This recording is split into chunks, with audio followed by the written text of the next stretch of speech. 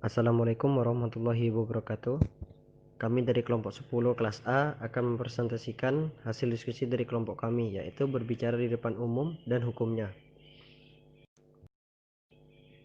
Sebelum masuk ke pembahasan, saya akan memperkenalkan anggota kelompok saya. Yang pertama, Nurika Kusumawardani, kemudian Sahril Nanda Putra, Husna Mutabiatul Afifah, Alif Rahman, Satria Suryadiraja. Selanjutnya, saya akan menjelaskan tentang pengertian berbicara di depan umum. Berbicara di depan umum merupakan salah satu teknik atau seni berbicara yang harus dimiliki oleh pembicara untuk mampu menarik perhatian audiens. Berbicara di depan umum dilakukan oleh individu atau kelompok di depan audiens yang jumlahnya cukup banyak untuk menyampaikan ajakan atau informasi penting. Penjelasan selanjutnya akan disampaikan oleh teman saya. Berikutnya adalah hukum-hukum berbicara di depan umum. Yang pertama adalah berkomunikasi secara efektif.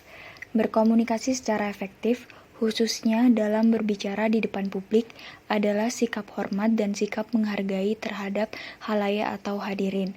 Hal ini merupakan hukum yang pertama dalam kita berkomunikasi dengan orang lain, termasuk berbicara di depan publik. Kita harus memiliki sikap atau attitude menghormati dan menghargai hadirin kita. Yang kedua adalah empati. Maksud dari empati adalah kemampuan kita untuk menempatkan diri kita pada situasi atau kondisi yang dihadapi oleh orang lain. Rasa empati akan memampukan kita untuk dapat menyampaikan pesan dengan cara dan sikap yang akan memudahkan penerima pesan menerimanya. Oleh karena itu, dalam berbicara di depan publik, kita harus terlebih dahulu memahami latar belakang, golongan, lapisan sosial, tingkatan umur, pendidikan, kebutuhan, minat, harapan, dan sebagainya dari calon hadirin kita. Hukum yang ketiga yaitu audible. Makna dari audible antara lain dapat didengarkan atau dimengerti dengan baik. Audible dalam hal ini berarti pesan yang kita sampaikan dapat diterima oleh penerima pesan. Hukum ini mengatakan bahwa pesan harus disampaikan oleh medium atau delivery channel sedemikian hingga dapat diterima dengan baik oleh penerima pesan. Yang keempat, yaitu kejelasan dari pesan yang kita sampaikan atau clarity. Selain bahwa pesan harus dapat diterima dengan baik, maka hukum keempat yang terkait dengan itu adalah kejelasan dari pesan itu sendiri, sehingga tidak menimbulkan multi interpretasi atau berbagai penafsiran yang berlainan. Yang kelima, yaitu sikap rendah hati. Sikap ini merupakan unsur yang terkait dengan hukum pertama untuk membangun rasa menghargai orang lain. Biasanya didasari oleh sikap rendah hati yang kita miliki.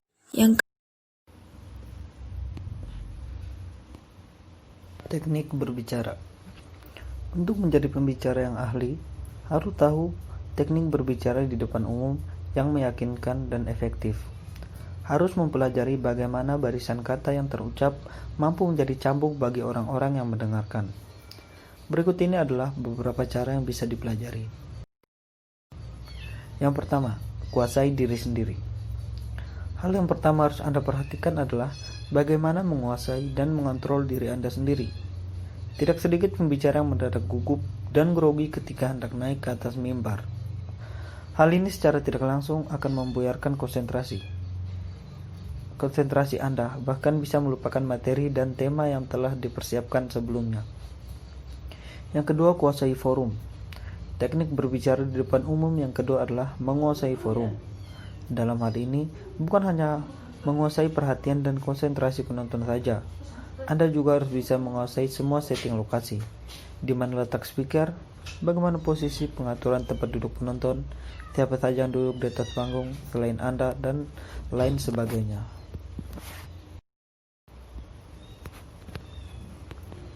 Banyak pembicara mengabaikan hal ini. Mereka beranggapan bahwa tempat dan mimbar tidak terlalu penting untuk dikenali. Ini adalah anggapan yang keliru. Menguasai forum berarti Anda menguasai medan perang.